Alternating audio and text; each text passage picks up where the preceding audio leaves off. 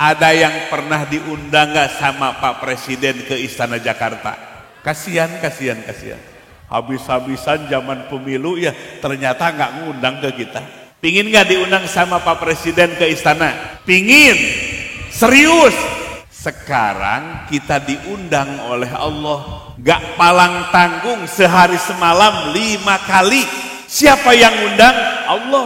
Kalau dengar azan, jangan lihat siapa yang azannya. Azan itu adalah hakikatnya siapa yang mengundang?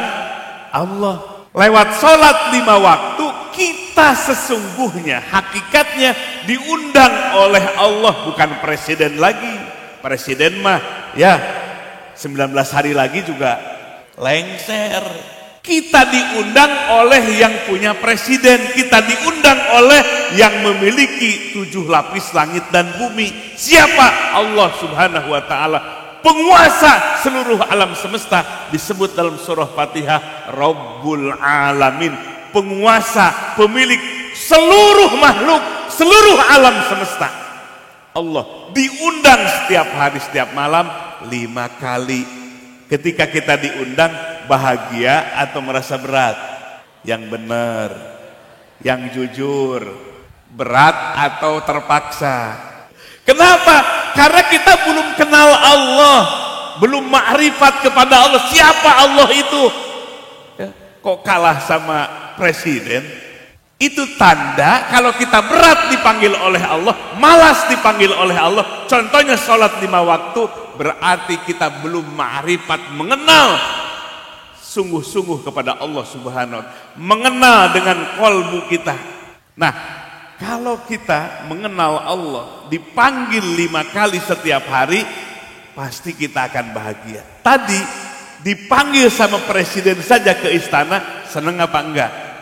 Lagi ngobrol sama Pak Presiden, presiden ngajak ngobrol ke kita, kita malah pegang HP, tengok kanan, tengok kiri. Begitulah gambaran sholat. Seharusnya hati kita menghadap kepada Allah, tengok ke dunia, tengok ke sawah, tengok ke kebun, ibu-ibu tengok ke baju model mana.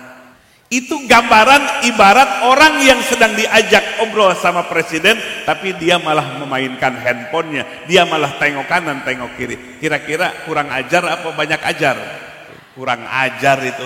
Sholat, hati malah ingat ke sawah, ingat ke mobil, ingat ke rumah, ingat cicilan motor.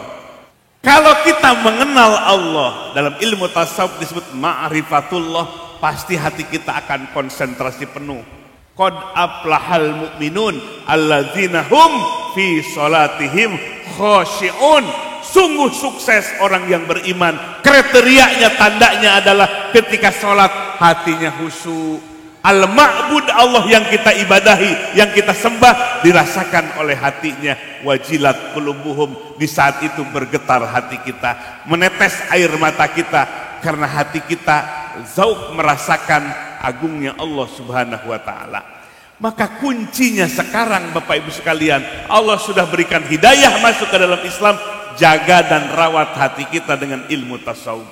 Bersihkan hati kita supaya apa? Supaya hati kita bisa khusyuk dalam beribadah kepada Allah.